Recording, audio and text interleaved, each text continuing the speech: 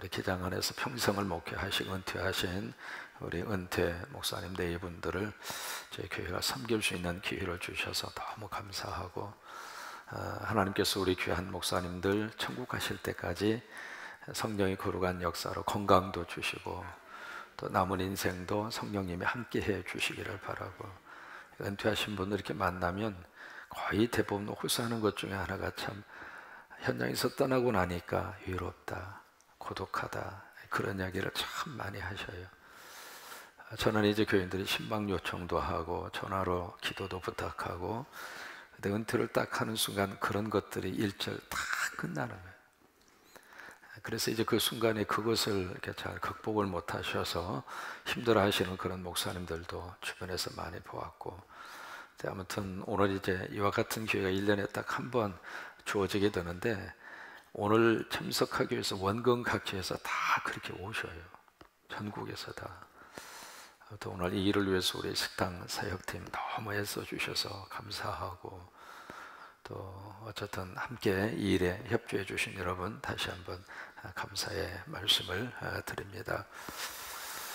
오늘 이제 이사야 45장부터 주제가 이제 하나입니다. 45장, 46장, 47장 주제가 다 같은 주제거든요. 무슨 주제냐면 바벨론의 멸망입니다. 이게 이제 그 주제예요. 이 바벨론의 멸망을 다루면서 45장에서는 이 바벨론이 어떻게 망하는가, 고레스라고 하는 한 사람을 통해서 하나님이 바벨론을 심판하신다. 그게 이제 45장의 말씀의 내용이고, 46장에서는 이 바벨론이 어떻게 망하는가, 우상 때문에 망하게 될 것이다.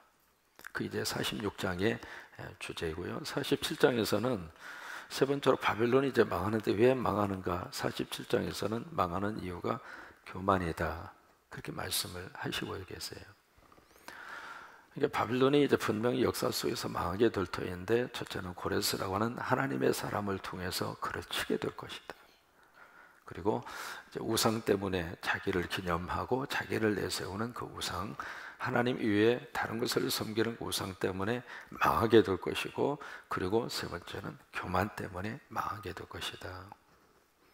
근데 이 바벨론의 멸망에 대한 이 내용은 비단 이사야만 다루고 있는 내용이 아니라 예레미야도 똑같은 내용을 다루고 있습니다. 예레미야를 읽어보시더라도 예레미야 속에 바벨론이라고 하는 이름이 147번 나옵니다. 그러니까 예레미야도 이 바벨론에 대해서 아주 집중해서 다루고 있는 내용 가운데 하나이고, 또 하나 요한계시록 18장에 가서 보시면은 바벨론의 심판을 성경이 다루고 있습니다. 그래서 바벨론이여 무너졌도다, 무너졌도다, 그 말씀이 계시록 18장에 나오고 있죠. 그러면서 이 바벨론이 이게 구체적으로 이제 역사적으로는 바벨로니아라고 하는 그 나라에 대한 이야기이기도 하지만은, 또 하나 이것이 쭉 계시록까지 연결이 되면서 바벨론이 어떤 의미를 가지고 있는 나라인가라고 하는 것을 계시록 18장이 우리에게 정확하게 말씀을 하고 있습니다. 바벨론은 바로 어떤 곳인가, 음녀들이 모인 장소이고, 각종 더러운 영들이 모인 장소이고, 각종 새들이 모인 곳이다, 그렇게 설명하고 있잖아요. 결국 이 바벨론은 하나님을 대적하는 무리에 대한 용어란 말이죠. 그래서 결국 바벨론이, 오늘 말씀의 이제 내용은 바로 그예요. 교만 때문에 바벨론이 망하게 될 것이다, 그 말씀을 하시면서 1절에 그렇게 말씀을 시작을 합니다. 처녀딸 바벨론이여 내려와서 티끌에 앉으라. 딸 갈대하여 보좌가 없어졌으니 땅에 앉으라. 내가 다시는 곱고 아리답다 일컬음을 받지 못할 것입니다. 이게 처녀라고 하는 단어가 나오잖아요. 그 이야기는 바로 뭐냐면 바벨론이 지금까지 한 번도 외부의 침략을 받아본 적이 없다, 그 말이에요. 누구도 바벨론에 침략할 생각을 못했고요, 누구도 바벨론이 무너지리라고 생각하지 않았어요. 그 제국이, 그 거대한 제국이 무너진다? 이건 꿈에도 상상을 못할 이야기죠. 여러분, 마치 미국이 무너진다? 이거 꿈에나 상상을 하겠어요? 그러나 이미 1900년도부터 미국은 무너진다라고 하는 책이 나왔습니다.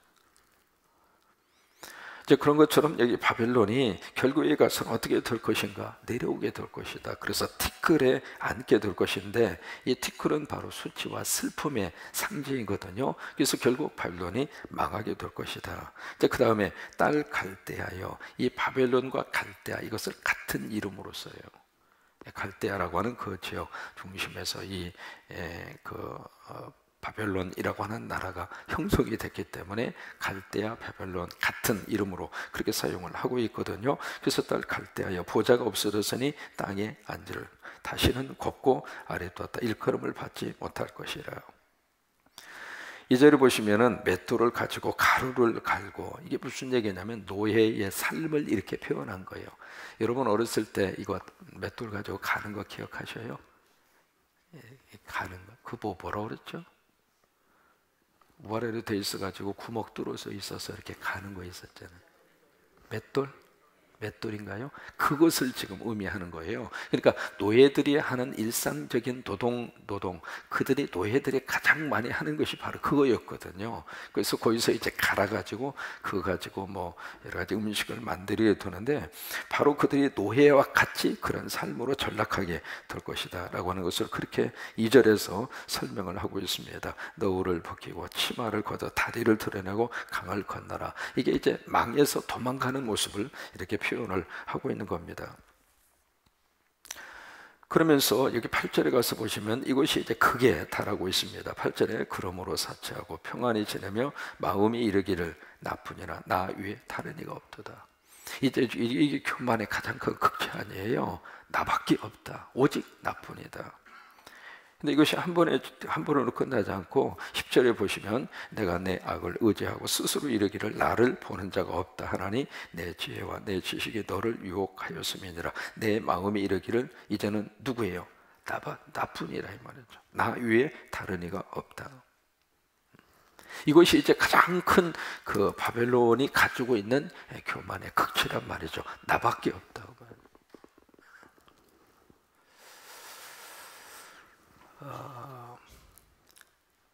여러분 히스기야라는 사람 우리가 만났잖아요. 히스기야 죽을 병이 걸렸다가 하나님께서 그의 회개하는 기도, 눈물 하나님이 받으셔서 15년 동안 그의 생명을 연장시켜 줬어요. 이건 엄청난 하나님의 은혜를 받았잖아요. 그런데 히스기야가 거기서 이제 은혜를 받고 치유를 받았으면은 더 하나님을 높여드려야 정상 아닙니까? 자기 힘으로 그렇게 치유받은 게 아니잖아요. 하나님의 축복으로, 하나님의 역사하심으로 다시 한번 살 수 있는 기회를 받았으면 하나님을 높여드려야 되는데 거기서 교만병이 들어간 거예요. 그래서 아수르에서 큰 하나의 보물을 싣고 축하 사절단이 옵니다. 히스기야의 치유에 대한 소식을 듣고 축하 사절단이 왔을 때, 그때 히스기야가 간증을 했었어야죠. 내가 이런 문제 속에 있었는데 내가 기도하니까 내가 믿는 하나님이 나 이렇게 건져 주셨다. 그러니 아수르 당신들도 우상 버리고 하나님 앞에 오면 내가 받은 복을 당신도 받을 수 있다. 그렇게 간증을 하고 간증 지표를 했었어야지. 근데 히스기야가 어떻게 했는가? 교만한 거예요. 우쭐댄 거죠. 거대한 나라에서 축하 사절단까지 오니까 내가 뭐 그런 마음이 히스기야 마음속에 들게 된 거죠. 그러다 보니까 세상에 보여줘서는 안 되는 모든 것을 다 보여주게 되죠. 또 우시야라는 사람 우리가 만나게 됩니다. 이사야서 시작하면서 가장 먼저 만나는 왕이 우시야라고 하는 왕이거든요. 이 왕은 50년 동안 그 나라를 통치한 그 왕인데, 우시야가 통치하던 시절이 솔로몬 이후에 최고로 그 나라가 부강한 그 시절이에요. 군사력도 막강했고요. 왜냐하면 이쪽에 아라비아까지 쳐서 속국으로 삼을 정도였으니까요. 이 우시야는 거대한 어떤 군사력을 가지고 그 국방력을 튼튼히 하고, 또 하나 그 남북한의 그 긴장 관계를 잘 융합을 시킨 사람이 우시야예요. 그래서 이제 백성들도 이제 살만하고 먹고 살만하고 경제적으로도 튼튼한 그런 나라를 만들었는데, 거기까지는 참 감사하죠. 그런데 그 일을 할 수 있도록 역사하시고 글을 쓰고 있는 분은 누구냐면 하나님이에요. 근데 사람이 그걸 잊어버려요. 다 자기 잘난 맛으로 사는 거예요. 결국에서는 우시야가 무슨 짓을 했느냐, 이 제사장만이 할 수 있는 하나님 앞에 분향단에 분향하는 그 일을 자기가 하겠다고 나섰다가 영적 교만이죠. 나도 할 수 있다. 결국 하나님께서 그를 쳐서 문둥병에 걸리잖아요. 이게 사람이 넘어져 있을 때는 교만할 겨를이 없습니다. 넘어져 있을 때는 오직 하나님만 잡게 돼요. 하나님 외에는 내가 살 길이 없으니까. 그러나 어느 정도 일이 잘 되고 어느 정도 뭔가 풀리고, 사실 그 순간에 참 우리의 마음속에 묘하게도 하나님이 계셔야 되는 그 자리가 없어져 버려요. 나밖에 안 보이는 거예요. 그래서 이 바빌론 사람들도 마찬가지거든요. 여기에 나뿐이라, 오직 나밖에 없다. 그러니까 나라고 하는 그 교만병에 철저히 그들이 물들어서 결국 그것 때문에 그 바벨론이라고 하는 나라가 역사의 뒤안기로 사라지게 될 것이다, 그 말이에요. 제가 말씀드린 것 같은데요, 개구리 나라에 황새가 탁 위에서 이렇게 비행을 하고 있으니까 그 중에 좀 똑똑한 개구리 한 마리가, 황새님, 나도 좀 당신이 올라간 그 자리에 가고 싶다고. 그래서 거기 가서 좀 넓은 세상을 보고 싶다고. 황새가, 내가 너를 어떻게 여기까지 올려줘? 방법이 있다고. 어떻게? 당신이 나뭇가지를 가지고 이렇게 다리로 해서 나뭇가지를 딱 이렇게 잡고 계시면 그걸 내가 입으로 이렇게 앙 물어서 당신이 나를 저 하늘로 올려보내면 내가 당신이 있는 자리에 올라갈 수 있고 거기서 세상을 볼 수 있지 않느냐고. 황새가 가만히 생각해 보니까 그건 해줄 수 있잖아요. 그래서 이제 나뭇가지로 황새가 다리로 탁 가지고 이렇게 잡고 개구리가 입으로 앙 물었어요. 물고 이제부터 이륙을 합니다. 해서 이제 황새가 쫙 이렇게 올라가서 높은 하늘 올라가니까 세상에 그렇게 좋을 수가 없는 거예요. 연못에 갇혀 있을 때는 맨날 그 모습만 봤는데 높이 올라가니까 새로운 것도 보이고 그냥 산도 보이고 들녘도 보이고 너무 좋아. 단풍도 보이고. 그래서 그때 개구리 눈이 튀어나왔대요. 너무 이렇게 좋아가지고. 그래서 이제 하늘 위에 이렇게 다 이렇게 다니고 있는데 개구리 나라 밑에 있는 친구들이 보니까 자기 친구 한 마리가 막 이렇게 올라가서 그렇게 구경을 재밌게 하고 있으니까 세상에 너 어떻게 그런 생각을 해서 거기까지 올라갈 수가 있었느냐고. 그러니까 그 물고 있었던 개구리가 내가 하다가 톡 떨어져서 뇌진탕으로 죽었대. 이 내가라고 하는 교만병. 여러분, 그 교만과 겸손의 차이가 뭘까? 여러 가지로 이제 해석을 할 수 있습니다만은 교만과 겸손의 차이가 딱 이렇게 구별될 수 있습니다. 교만은 바로 뭐냐면 하나님 없이 할 수 있다고 하는 게 교만이에요. 우리가 교만하면 뭐 거드름을 피우고 뭐 그런 걸 이야기하는데, 사실 정확하게 표현을 하자면 하나님 없이도 얼마든지 내 힘으로, 내 능력으로, 그건 교만이에요. 겸손은 무엇인가? 철저하게 하나님 떠나면 난 아무것도 못합니다. 하나님이 도와주셔야 합니다. 하나님이 함께 하셔야 됩니다. 하나님이 역사하셔야 됩니다. 하나님 중심으로 사는 사람은 겸손한 거예요. 인간적으로 좀 부족한 면이 있다 하더라도. 왜요? 사람은 다 부족한 거거든요. 완벽한 사람 하나도 없어요. 다 그래서 넘어질 수 있는 가능성을 가지고 사는 것이고, 큰 소리 치는 사람일수록 사실은 그 뒤를 보면 다 어두운 그림자를 다 가지고 살아요. 그러니까 이 겸손이라고 하는 것은 철저히 넘어지면서도 나는 하나님을 붙잡고 사는 사람, 하나님 중심으로 철저히 사는 사람, 그게 겸손한 사람이고, 교만한 사람은 하나님 없이도 살 수 있다고 하는 사람, 그 대표적인 사람이, 이 교만의 대표적인 사람이 에서예요. 그리고 겸손의 대표적인 그 사람 중에 하나가 야곱이고요. 보세요. 인간적으로 보면 에서와 야곱은 누가 더 매력적인 사람인가? 에서입니다. 독립심도 강하고 남자답고 에서거든요. 인간적인 면으로 봤을 때는 야곱이라는 사람은 이름 자체가 속이는 자잖아요. 그리고 속이는 것에 대해서 아주 전문적인 어떤 기술을 가지고 있는 그 대표적인 사람 가운데 하나임에도 불구하고 왜 하나님은 이 야곱 쪽을 축복을 했는가? 이유는 딱 하나입니다. 이것 때문에 그런 거예요. 나 하나님 없이는 못 삽니다. 하나님이 축복하셔야 내가 살 수 있습니다. 하나님이 도와주셔야 살 수 있습니다. 철저하게 하나님. 그래서 야곱은 하나님의 복을 받는 축복의 주인공이 된 거예요.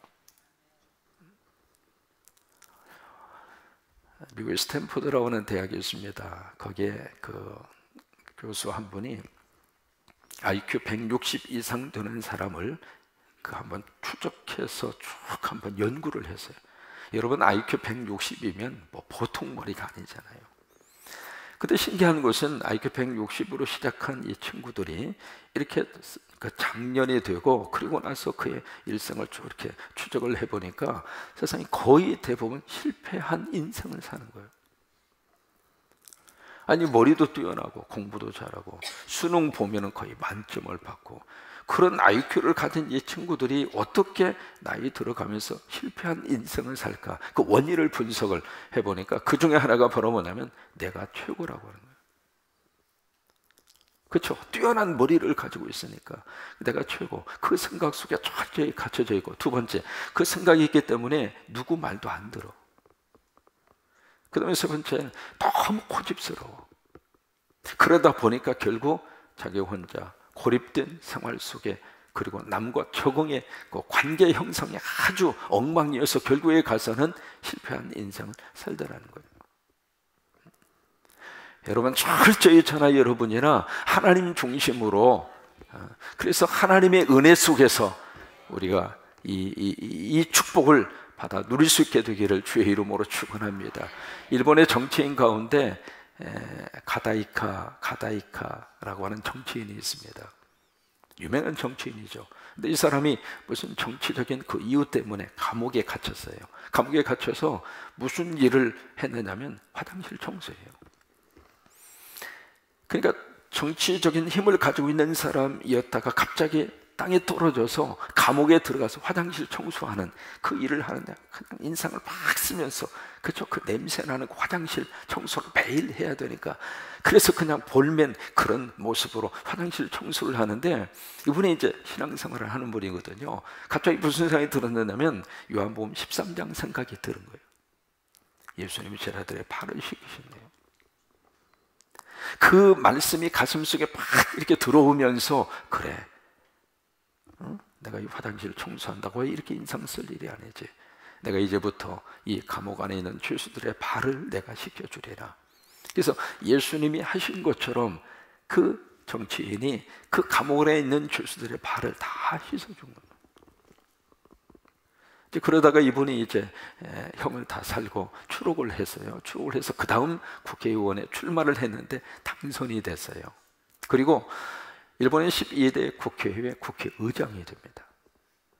이분이 출석한 교회가 오이치라고 하는 교회예요. 오이치 교회라고 하는 오이치 교회. 거기서 이제 더 이렇게 출석을 하시는데, 이분이 교회 출석을 하면은 감옥에 사던 그대로 교회 와서 하는 거예요. 뭘 하느냐면 대개 일본은 이제 다 신발을 벗고 들어갑니다. 다대미방 그런 시설이 많으니까 딱 들어오는 입구에 그 신발장이 있고 신발을 벗고 예배당에 들어오고, 그러면 이제 신발을 벗고 들어오면 그분이 다 서서 그 신발을 갖다 신발장 위에 올려놓고, 그 예배를 마치고 이제 교인들이 가면 가장 먼저 가서 거기서 일본 사람 특유의 인사가 있잖아요. 하이 아리가또 고자이마스 뭐 하면서 고기를 탁 하면서, 그래서 이제 교인들 한 사람 한 사람 이렇게 나오면은 신발을 꺼내서 딱 가지런히 신으시라고. 여러분, 신발을 꺼내서 신발을 신겨 드리려면 어떻게 해야 돼요? 고개를 숙여야 돼요? 들어야 돼요? 구부릴 수밖에 없잖아요. 그래서 교인들 한 사람 한 사람을 그런 식으로 이제 섬겨요. 섬기는데 한 번은 거만한 장교가 오이치 교회에 예배에 참석한 거예요. 참석을 하고 예배를 마치고 이제 딱 가는데, 이 거만한 이 장교가 자기 장교라 그거지. 그 이제 앞에서 신발을 꺼내서 이렇게 주는 사람 보니까 무슨 사찰 집사나 뭐 그렇게 생각을 했는지 어쩌든지 간에 큰 소리 치면서 에이 내 신발 빨리 가지고 오라고 말이야. 뭐 이게 꿈을 대느냐고. 그분이 죄송하다고, 장교님은 귀한 분이라서 저 신발을 높은 데 올려놔서 그러니까 조금만 기다리시라고. 그래서 같이 신발을 찾아서 갔다가 이렇게 신겨드린 거예요. 그냥 거드름을 피우면서 그러면서 이제 나가는데, 나중에 그 장교가 그분이 국회의장이라고 하는 것을 나중에 한 거예요. 참 사람이 말이죠, 은혜가 들어가고 믿음이 들어가면 들어갈수록 더 겸손해. 더 겸손해. 오늘 우리 목사님들 섬길 때 그런 마음으로 잘 섬겼으면 좋겠고, 그런 마음으로 하나님을 잘 섬겨드리는, 그래서 교만과 겸손 특징 꼭 기억을 하셨으면 좋겠어요. 교만은 아무리 작은 일이라 하더라도 하나님 없이 할 수 있다. 그건 교만이에요.